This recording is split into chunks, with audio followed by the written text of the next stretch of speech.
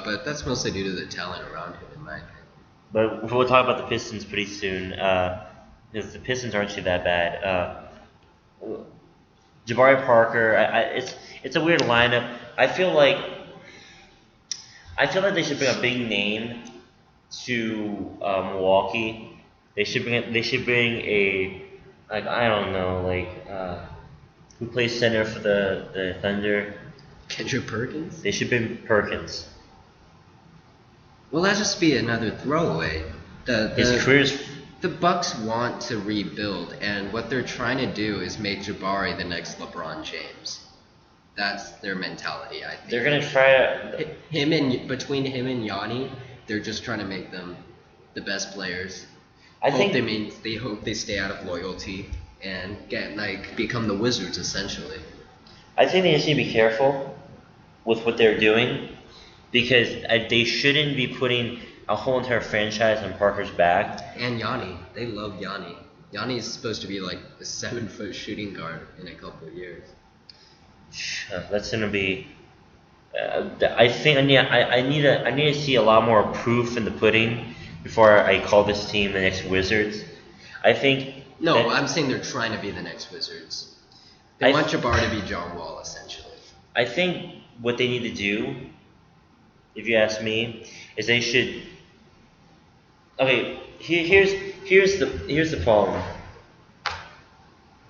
OJ Mayo is the third string shooting guard in this team.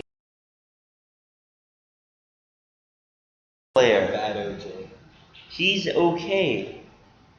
He's not. Well, he was okay last year. Okay is the best adjective to describe OJ Mayo.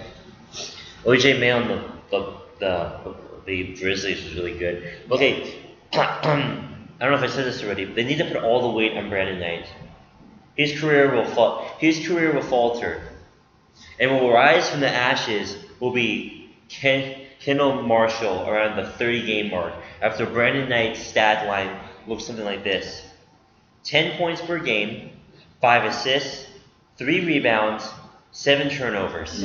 They're gonna put a lot of weight on him. They're gonna have him bring the ball up every single time. Yeah. They're gonna force him. They're at the 30-game mark. They're gonna be like 7-23, but they will play a total of 13 close games where they'll win 3 of them, but 10 of them will be lost on Brandon Knight's foolishness in clutch time. But they will put the whole entire franchise on that guy's back, which opens up a lot of relief for Yanni, for Parker, for Sanders to come in and be like, okay, that guy can't handle pressure. Maybe I can do it. And that's when it has to start opening it up. Brandon Knight, he's a drone in this game. Kendall Marshall will take over. Knight will make his appearance around the 50-game mark. He'll start playing again, and this team will win 30 games at some point this season. That's what I believe. They have them winning 28. That's fair enough. With 28 over and under. 28 games is over, I think. They're looking to rebuild. They're gonna get a high draft pick this upcoming draft. That's all I'm gonna leave it at. Do you think Indiana is still a playoff team? Indiana as a playoff team. With the East as weak as it is, and the loss of Paul George and Lance Stevenson, Indiana has basically become just an okay team, an average team, which in the East makes you a playoff team. So I think they can make the playoffs. They're going to be very low, 7 or 8 seed. But with Paul George breaking his leg the way he did, everyone in the NBA who follows it a little bit and knows something about how much Paul George and Lance Stevenson had to do with them being contenders, they know that any hope of a championship this season for the Pacers is gone. The Pacers. Okay, so let's go into an alternate reality, shall we? Let's go to an alternate reality where Paul George doesn't destroy his leg during that scrimmage, okay?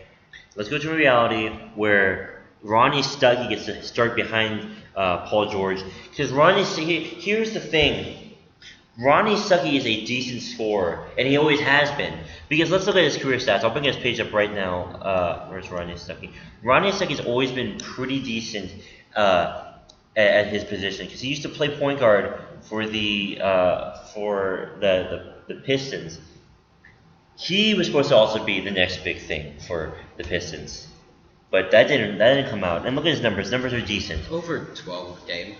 That's what they need. But in Indiana, he's not playing his natural role here. They're inserting him into the shooting guard position because they don't want to start. Who was starting in back of PG last season? It was Donald Sloan. Danny Granger for the first half, but yeah, and then Evan Turner. Look at this guy, 2 points per game. They're not going to let him play. This team doesn't make the playoffs, in my opinion. Mm-hmm. I think they're worse than the Pistons. Not worse. I think the Pistons are better. I'm not saying they're worse. Whatever. Yeah. If you put it whatever you want to put it. I think they win 30 games, 33 games. I don't see. Here's my problem. The Pacer fans are very fair weather, and I can get all the hate I want for this, but they are kind of fair weather. They don't show up when the team struggles because this team does not produce at times, and that's the god awful truth about it. They don't produce. They don't come out, and they don't play sometimes. You remember this during the Ron Artest days. You can live as much as you want in the Reggie Miller days, the days when most of their fans weren't even alive yet. I like the acquisitions. I like Rodney Stuckey. I just don't like him playing the two. So, do you think they win more than 35? Do you think they let? I expect them to win 40. That's a bold statement coming from a man who I thought knew basketball. They don't have a team for their weak spot is going to be okay. They're a defensive. Ronnie Stuckey relies on having the ball a lot, and George Hill obviously is going to want the ball.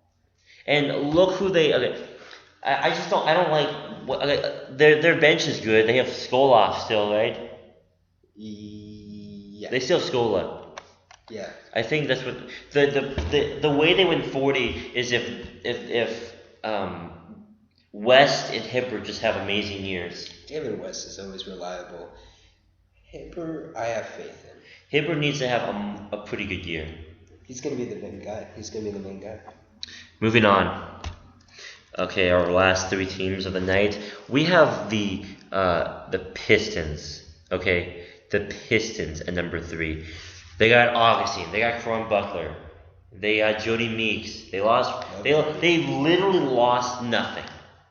Because you know here's the depth chart in Detroit, and it's not even that bad. It's Jennings, Meeks, Josh Smith, Greg Monroe, and Andrew Drummond. If they can learn how to mix together well, and they can learn how to win together, they have a chance at the playoffs. They have a chance to get into that 8 spot. They get into that 7 spot. They can bounce over the Hawks, or they can bounce over the Nets. They just need to be careful and they play good basketball. I have them winning like 40 games because I think that this team, like Brett, has been waiting to rise for a long time. Yeah. The thing about the Pistons, though, is you have to worry about their chemistry, especially with Greg Monroe and Andre Drummond.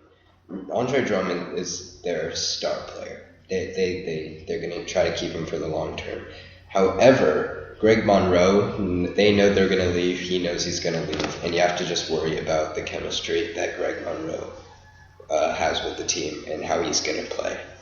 I think that like Indiana, their success is going to come from their big men. Mm-hmm. Jody Meeks is, to me, he's I think he's just a temporary solution. He had a good run last season. I love him. He's a Laker. That's why I love him. But I think he'll fit in. I think that he. Who's his backup? Caldwell Pope. Caldwell Pope. He did great in summer league. He was really good. He's on the rise as well. I feel contagious. I feel like he and Meeks are going to be splitting time. Mm-hmm. At the shooting guard position heavily. Yeah. Like the minutes, one game Meeks will play like 17 minutes, the next one Hope will play the rest of the minutes. I think they're going to be experimenting a little bit there, but we'll see. Whoever the job is going to be decided within the first 15 games of the season. That's my prediction. It depends if they want to build Contavious up, or if they want to start winning games with Jody. Or if they want to make a bold statement and trade away a backup or even a starter for a shooting guard. They won't do that. I know they won't. They're not that stupid. Anyways, moving on. Let's get to the big dogs of the division so we can wrap up this show that's already gone on for 40 minutes now. Okay, so the Bulls, obviously.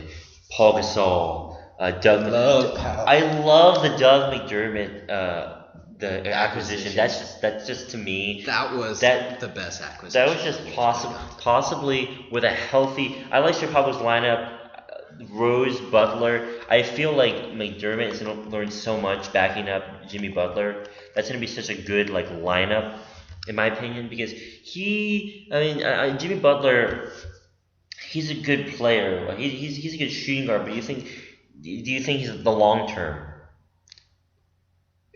Jimmy Butler, he's gonna be there for the long term. Actually, I think he likes Chicago, but do you think Mike Dunleavy is the long term? No, Doug McDermott is the long term small forward. So, if anything. How long do you think it's gonna take before Mike Dunleavy's out of a job? Out of job as the starter. As a starter, this guy looks like a joke. It just depends on whether McDermott proves to be the player that he was in college. I guarantee you'll see Dunleavy's minutes go down as games go down. And I like Doug. I want to see him score.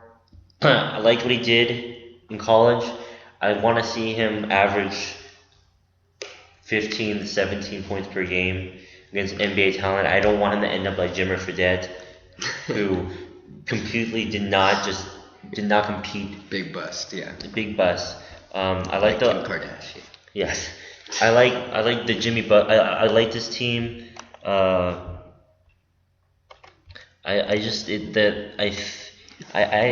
think I need to see more proof out of the. I need to see more proof in the pudding from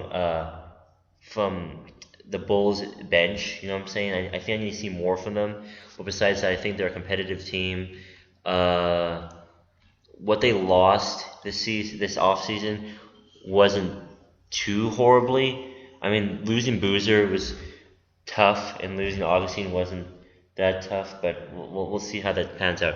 Anyways, by the way, over or under for what's Chicago projected at? We need to bring something up, and that's Derrick Rose. Derrick Rose is okay. Let's play. Let's just see what this looks like.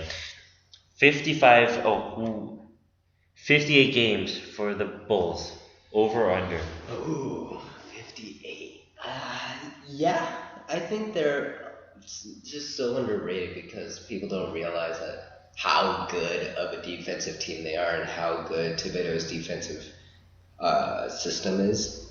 So I would say yes, depending on if Rose can become not MVP caliber like he was before the injury, but a good player. If he could be a good player again, and that will get them the 58 games that they're predicted to get.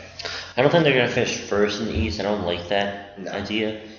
I think that their bench isn't as strong as Cleveland's, but Derrick Rose, if he got injured again, assumingly, I think it's time for you. I think Shaq needs to warm a chair up for him on TNT because honestly, if you get a third season-ending injury, you need to stop playing basketball because you're not battling for the battle to play basketball. You're battling for the battle to be able to walk. They say third is it takes 3 times to show a pattern. So yeah. The Bulls are a great team still. Derrick Rose is. I didn't see that much from him in the FIBA competition. He played so. He was back. He had a lot of competition in terms of getting minutes. He played well in some games. He went scoreless in others. So it's gonna be interesting to see. But I just hate how everyone gets so excited. Oh, Derrick Rose did one dunk on an open layup against 5-year-olds. they need to stop getting so excited. You know what I mean? Like it's